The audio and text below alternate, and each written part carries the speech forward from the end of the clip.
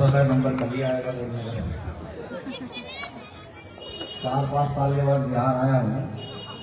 हाँ, बिहार में तो क्वालिटी हर आदमी उठता है। बात छोटी को भी लंबी बात करके बिहार के साथी हमारे बताते हैं। चलिए, शुक्रिया सबका, मजाक करा। साथियों की बात शुरू करूँ, बात शुरू करने मुझे यहाँ बुलाया गया। सही है। जिस जयंती समारोह में मुझे आप इसका बेस कम करो भाई थोड़ा। जिस जयंती समारोह में यहाँ बुलाया गया, उन संत को नमन कर दूं। उनको नमन करने से पहले थोड़ा सा उनको डिफाइन कर दूं, बता दूं। एक विशेष जाति वर्ग के लोग सोचते हैं कि सतगुरु संत शिरोमणि सद्गुरु रविदास जी महाराज उनके हैं। एक विशेष जाति के लोग सोचते हैं। हालांकि मैं जाति विश्वास में कट्टर डॉक्टर अम्बेडकर का आदमी हूँ, काशीराम साहब का व्यक्ति हूँ, कर्पूरी ठाकुर जगदेव प्रसाद कुशवाहा को मानने वाला हूँ। लेकिन इत्तेफाक से मेरा जन्म किसी जाति में हुआ है जिस जाति के लोग सतगुरु रविदास जी को कहते हैं कि गुरु महाराज जी की जागीर है। लेकिन सतगुरु रविदास जी को समझना और उनकी जयकारा लगाना दोनों में फर्क है। जिन्होंने सतगुरु रविदास जी को समझा वो काशीराम डॉक्टर अम्बेडकर बन गए, और जिन्होंने उनको नहीं समझा वो आप और हम रह गए। समझे कैसे? ये सत्यता है। एक संत जिसके सामने शिरोमणि लगाओ, भारत में कोई दूसरा संत ऐसा नहीं जिसके सामने शिरोमणि लगाओ, किसी ने अपने आप लगा दिया तो अलग बात है। लेकिन शिरोमणि इस देश में संत शिरोमणि सतगुरु रविदास जी महाराज को कहा जाता है। और वो पहले ऐसे व्यक्ति थे, हम अछूतों में, समझ रहे हैं? अछूत का मतलब समझते हो? यहाँ जो पासवान है, जो पासी है, जो धोबी है, जो मूसर है, जो चमार है, जो खटीक है, जो नाई है, डूम है, ये जो जातियां आई ये सब अछूत थी। महिलाएं, इस देश की सारी महिलाएं अछूत थी। अछूत का मतलब किसी जाति से नहीं है, बहुत सारे वर्ग हैं जो अछूत रहे हैं। उनमें पहले व्यक्ति ऐसे थे जिन्होंने आडंबर के खिलाफ चोट मारी।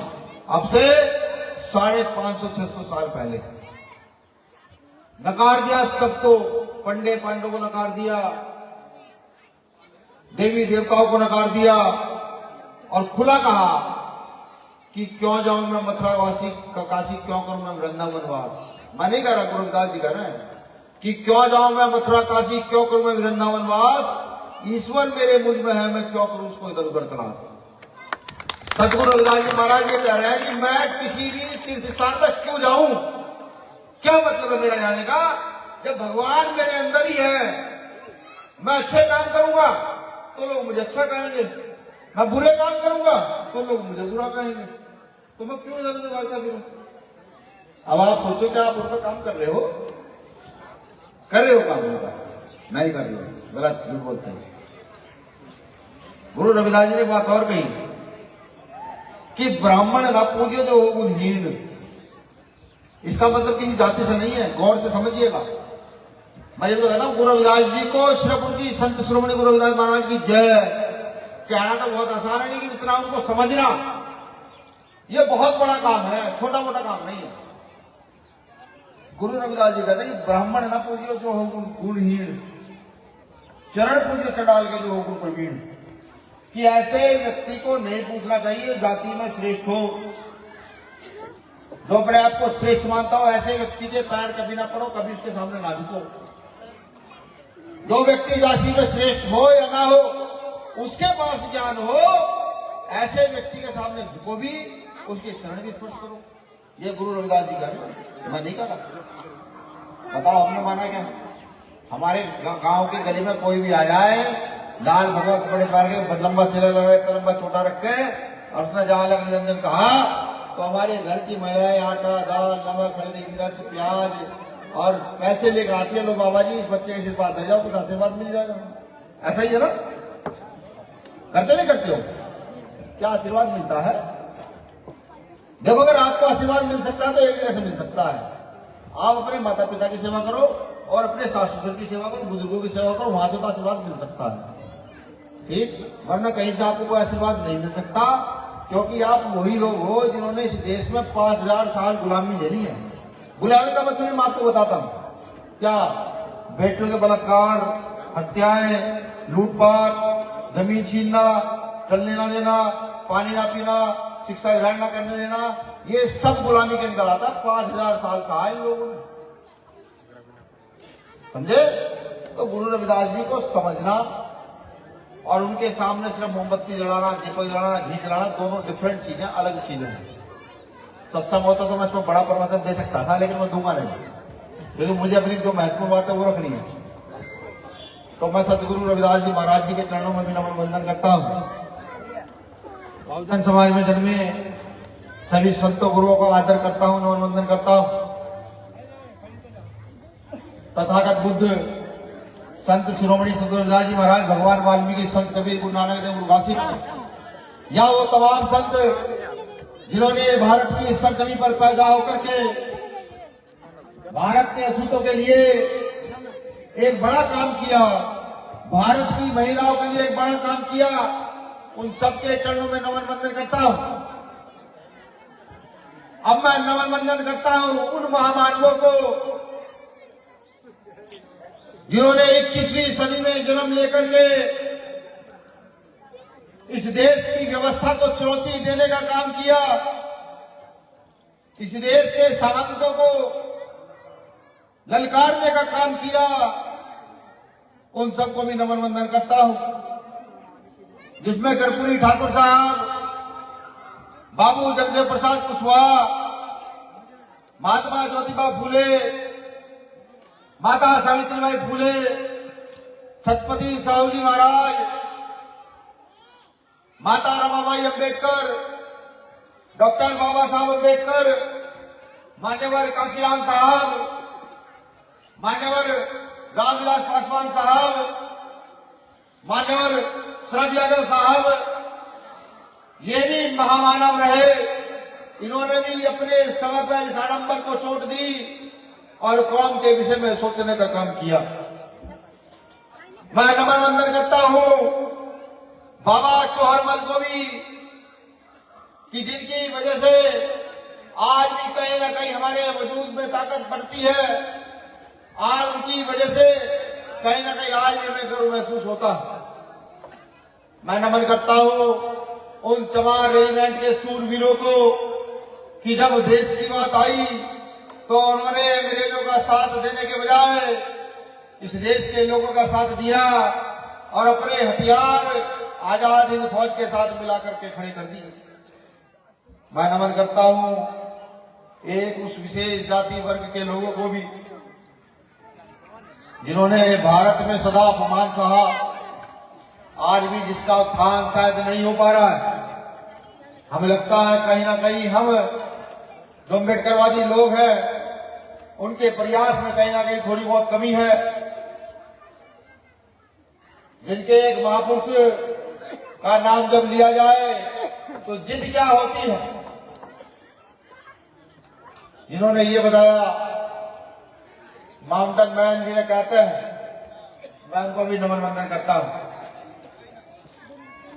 साथियों, मैं जिस रास्ते से चलकर यहां तक पहुंचा, आप लोगों ने खूब स्वागत करके गली में अंदर घुसाया और ये जो मंच आपने लगाया तो देखकर अच्छा लगा, मन प्रसन्न हुआ। ये फूल मालाएं आपने गले में डाली तो खुशी हुई, कितना मान सम्मान मिल रहा।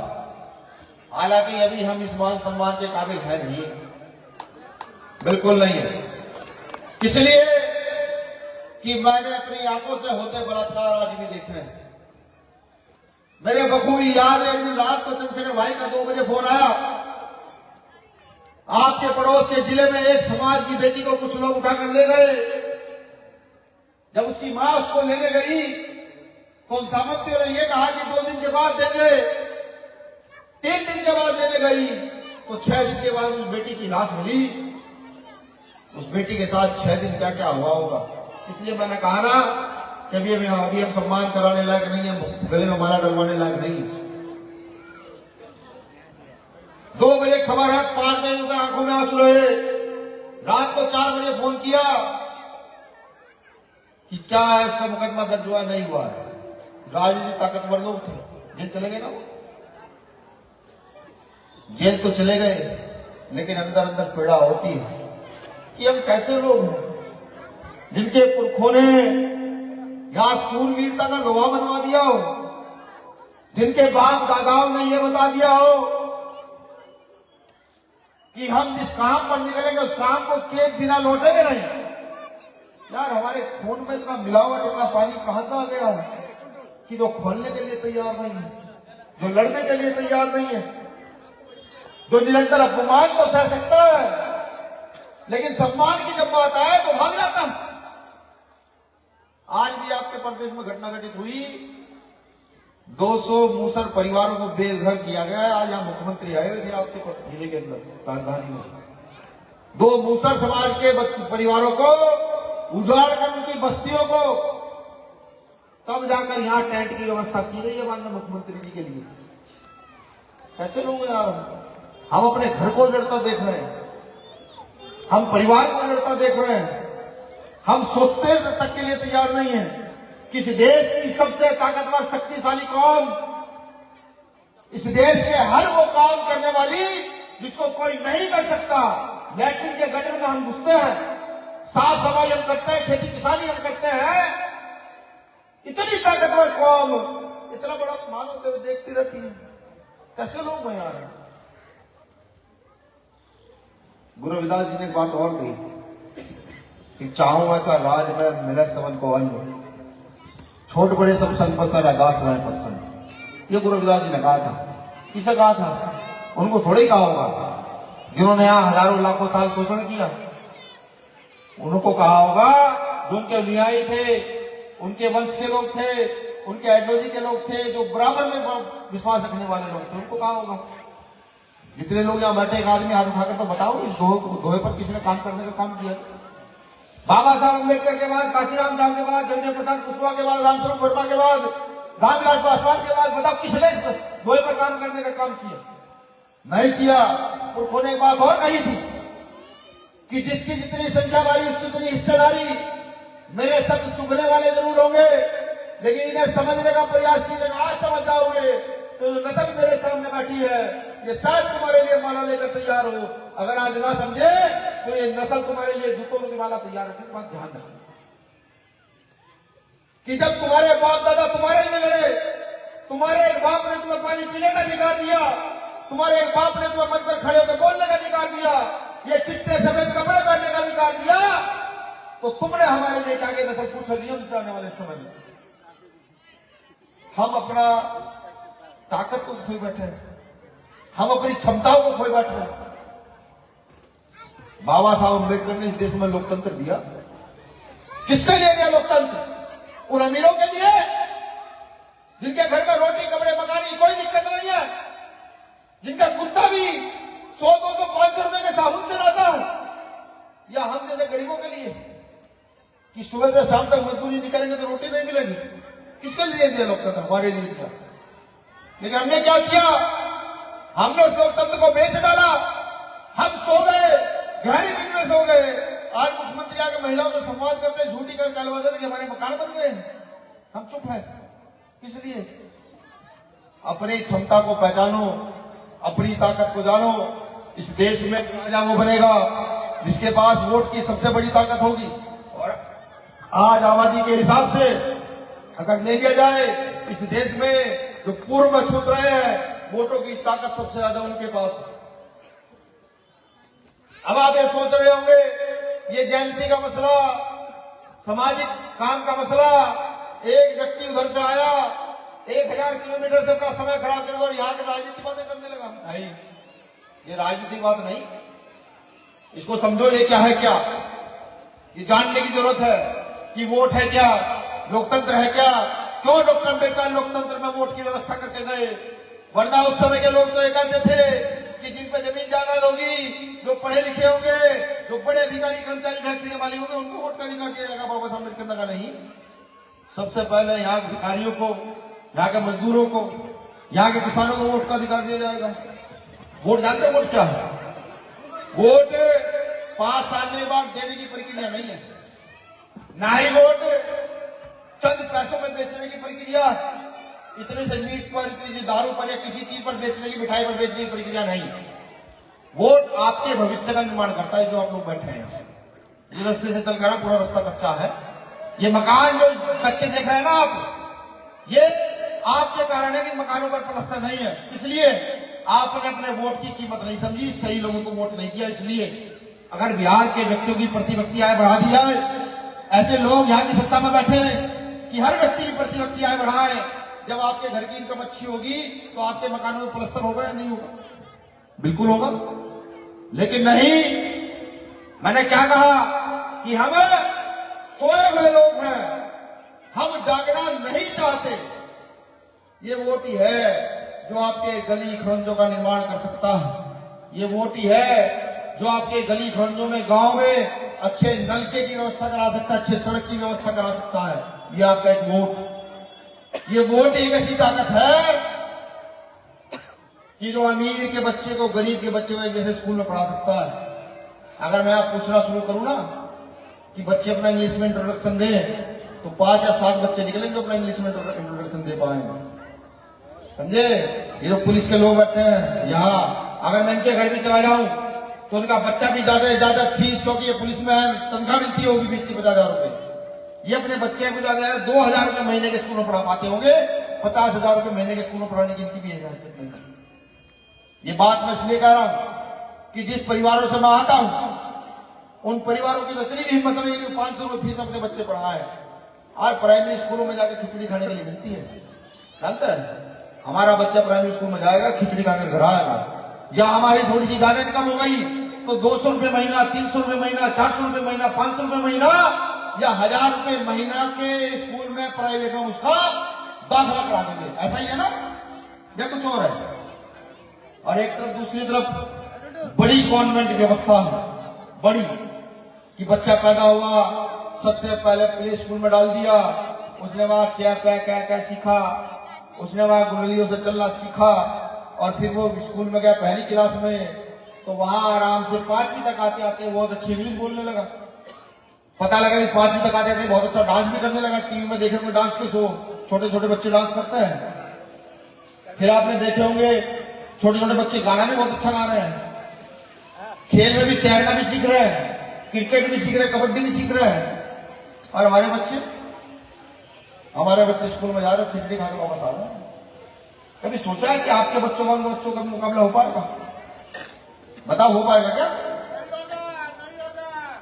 हमें यह पता होते हुए कि उनके बच्चों का हमारे बच्चों का मुकाबला नहीं हो सकता, और ये जानकारी होते हुए कि अगर हम चाहें तो यहाँ के कलेक्टर का और यहाँ के मुख्यमंत्री का और एक सफाई करने वाले का, रिक्शा चलाने वाले का, ठेली लगाने वाले का, एक किसान के बच्चा भी एक स्कूल में बैठकर पढ़ सकते हैं। ऐसी व्यवस्था स्थापित कर सकते हैं यहाँ पर, भारत के अंदर, बिहार के अंदर, उत्तर प्रदेश के अंदर, पूरे भारत के अंदर हम कर सकते हैं। हम, ये हमारा एक वोट कर सकता है। हम फिर भी ध्यान नहीं देते, फिर भी अपने बच्चों के भविष्य की ओर नहीं सोचते। काशीराम साहब ने सोचा, खूब मेहनत की, बिहार में मेहनत की, पूरे देश में मेहनत की, उत्तर प्रदेश में सरकार बनाई, मध्य प्रदेश में बनाते रह गए, उत्तराखंड में बनाते रह गए, यहाँ विधायक जिताए, चले गए। फिर मामला हम लोगों ने छोड़ दिया। क्या हमारे आंसू पूछने कोई आया? किसी ने सोचा बच्चों का भविष्य क्या हो? कोई नहीं सोचने वाला। ये वोट है जो सोचेगा, बिल्कुल सोचेगा। अगर आज वोट की ताकत को आजमा करके अपनी विचारधारा, अपने लोगों को जिता करके यहाँ का मुख्यमंत्री बना दे और यहाँ का शिक्षा मंत्री बना दे, और वो शिक्षा मंत्री एक लेटर पैड पर साइन करके ये कह दे जितने कॉन्वेंट स्कूल है सबको ड्रॉप किया जाता है, और आज के बाद हर वर्ग का बच्चा, जाति का बच्चा, धर्म का बच्चा, गरीब अमीर का बच्चा एक जैसे स्कूल में पढ़ेंगे, तो फ्री में व्यवस्था हो जाएगी नहीं हो जाएगी? आपका बच्चा इंग्लिश सीखेगा, तैरना सीखेगा, गाना सीखेगा, डांस सीखेगा, बिल्कुल सीखेगा आपका बच्चा। लेकिन हमने क्योंकि सोचना छोड़ दिया, बिल्कुल सोचना छोड़ दिया। इस वोट की ताकत क्या है ये भूल गए हैं। बाबा साहब अम्बेडकर समझा के गए। काशीराम साहब का पूरा जीवन कब से स्टार्ट हुए? 72 से। काशीराम साहब 72 से शुरू हुए थे, 78 में बामसे पर आई, 83 में मसबा बनाई और 6 में चले गए।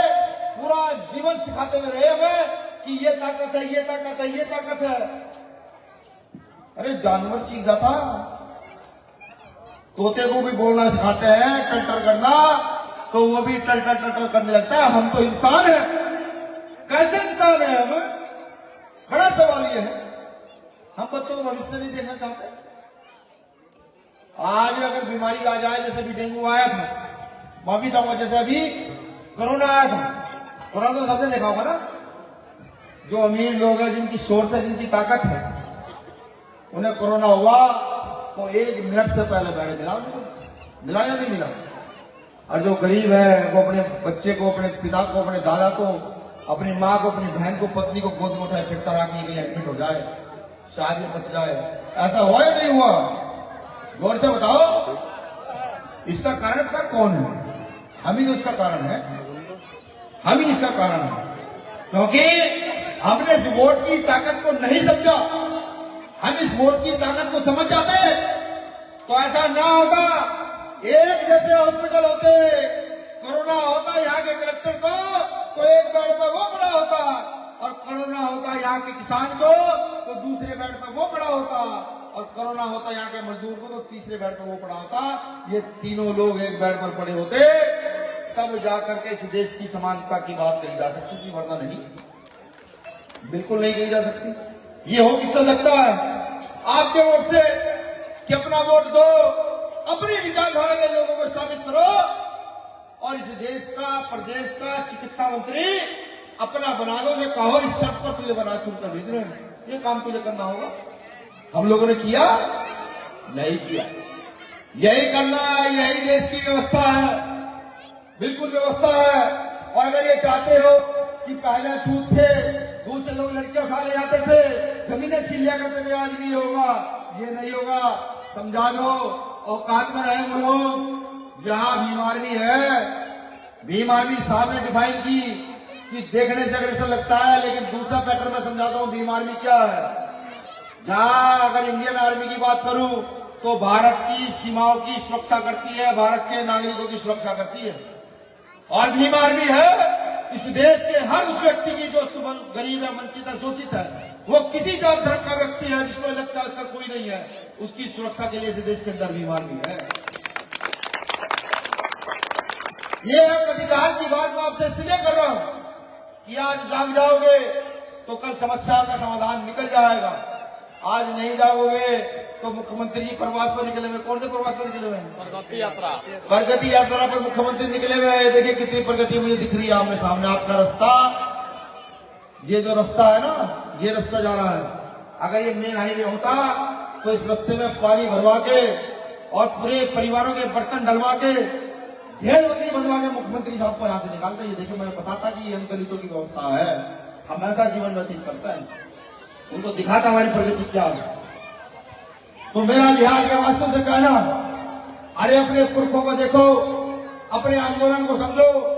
जहां से आंदोलन पूरे देश में गया, जहां आंदोलनकारी को सरकार के द्वारा षड्यंत्र करके मरवाया जाता है, जहां बुद्ध के साथ साथ युद्ध की भी चर्चा भरपूर मात्रा में, जहां से पूरा विश्व शिक्षा की सीख लेता है, उस प्रदेश के लोगों को उठ खड़े होना चाहिए और वो तक्षशिला की शिक्षा दोबारा स्थापित इस देश में कर देनी चाहिए। ये कोई ज्यादा बड़ा काम नहीं है, सिर्फ आपके वोट से हो सकता है।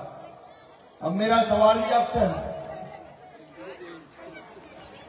आप में से बहुत सारे लोग किसान भी होंगे, व्यापारी भी होंगे, मजदूर भी होंगे। अब मुझे वहां बताओ कि अगर एक नेता के मंत्री के बेटे को किसी मंत्री हम बना दे और उससे पूछे कि गन्ने की फसल किस मौसम में होती है, गेहूं की फसल किस मौसम में होती है, तो क्या मंत्री का बेटा बता पाएगा?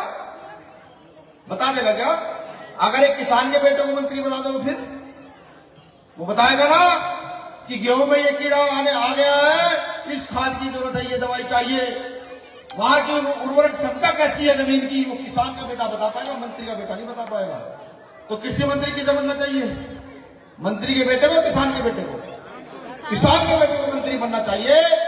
अब मजदूरों की समस्या कौन बताएगा कि हमारे गली खड़ंजे कैसे है, खाने की व्यवस्था कैसी है, स्वच्छ पानी है नहीं है।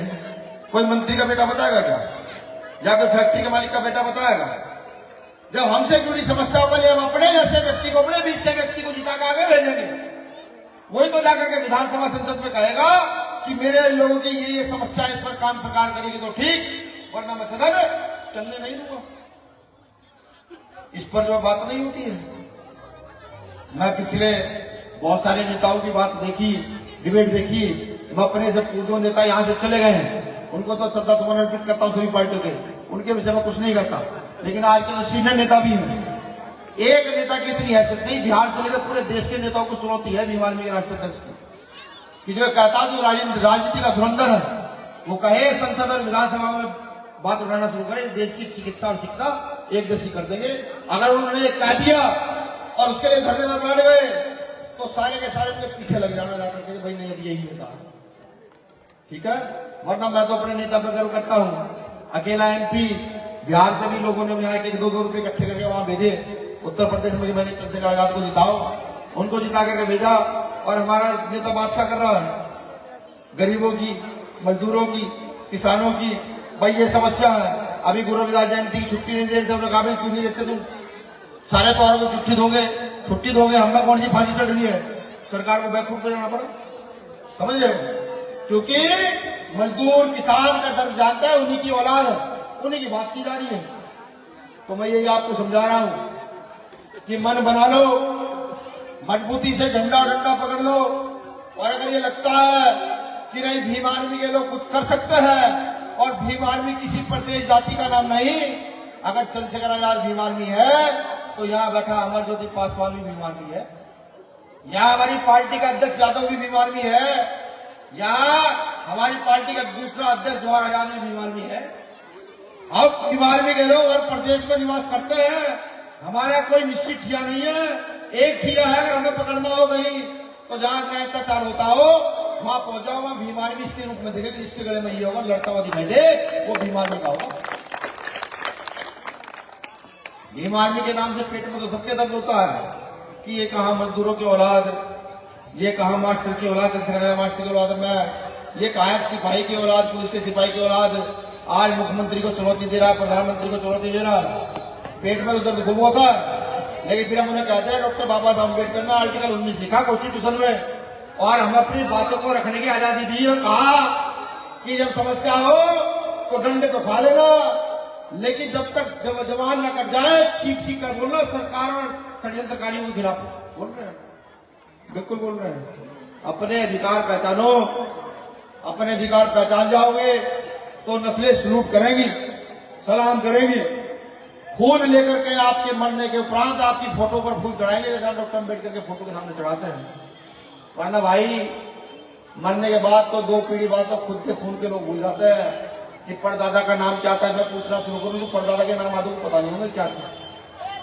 ठीक, तो इस व्यवस्था में बदलाव करना शुरू करो, भीम आर्मी से जुड़ो, आजाद समाज पार्टी से जुड़ो। ये मैं वचन देकर कहता हूं कि जिस दिन शक्ति हाथ लगी, ताकत हाथ लगी, समस्याओं के समाधान पर काम होगा। सिर्फ थोड़ी सी खीर देकर काम नहीं निपटा जाएगा, नहीं। जो समस्याएं हैं हमारी, जो बिल्कुल एक्चुअल समस्या है, उन पर ही काम किया जाएगा, जनता की समस्याओं पर काम किया जाएगा। और ये भी कहता हूं, जिंदा रहे तब तक, क्योंकि जगदेव प्रसाद कुशवाहा का मैंने हसन पढ़ा है कि एक महान व्यक्ति जिसने कहा 100 में 90 शोषित है, शोषितों ने ललकार रहा है, भारत की जल जंगल जमीन में 90 भाग हमारा। उनको आंदोलन के तहत प्रशासनिक हमले के द्वारा गिराया गया था। अगर हम जिंदा बच गए थे और ऐसा कुछ ना हुआ तो इस देश में ये भी बताएंगे कि राजनीति कैसे की जाती है और सत्ता कैसे चलाई जाती है। ना द्वारा सम्राट अशोक का राज स्थापित कर दिया तो हम भी डॉक्टर अम्बेडकर, सदगुरु और रविदास जी के वंशज नहीं है, बिल्कुल करके दिखाएंगे। और ये बिहार है, यहाँ तो था, यहीं से शुरू करेंगे और पूरे देश में फैलाते हुए लेकर जाए। मैं फिर कह दूं कि अपने इतिहास को पहचानो, इतिहास इतना स्वर्णिम है, अगर पढ़ना शुरू करोगे तो आनंद के साथ साथ गर्व होगा और गर्व के साथ साथ खून उबल उबल कर बाहर आएगा। और आज अपनी व्यवस्था को स्थापित करने के लिए किसी हथियार की जरूरत नहीं है, तलवार की, कट्टे की जरूरत नहीं है। आज अपनी व्यवस्था को स्थापित करने के लिए दो चीजों की जरूरत है, पहली कलम और दूसरा वोट। इन दो चीजों को मन में बिठा लो और अपनी व्यवस्था के लोगों के साथ चल दो, सारी व्यवस्था बदल जाएगी। जो लोग अन्याय अत्याचार करते हैं वो भी बदल जाएंगे। मैं जानता हूं कि मेरे परिवार के लोग गरीब हैं, मजदूरी नहीं करेंगे तो शाम को रोटी नहीं बनेगी, मैं जानता हूं। लेकिन एक बात भी तो जानता हूं, खरसा तो समझते हो ना सब लोग, खरसा मई जून का महीना। अब यहाँ क्या कहते हैं मुझे तो पता नहीं, हमारे तो खरसा बोलते हैं, जो गेहूं कटते हैं तो खरसा बोला जाता है, हसुआ। तो जब भरी गर्मी होती है वहां गर्मी में मजदूरी करने की क्षमता भी तो हमारे अंदर है, भूखे रहने की ताकत भी तो हमारे अंदर ही है।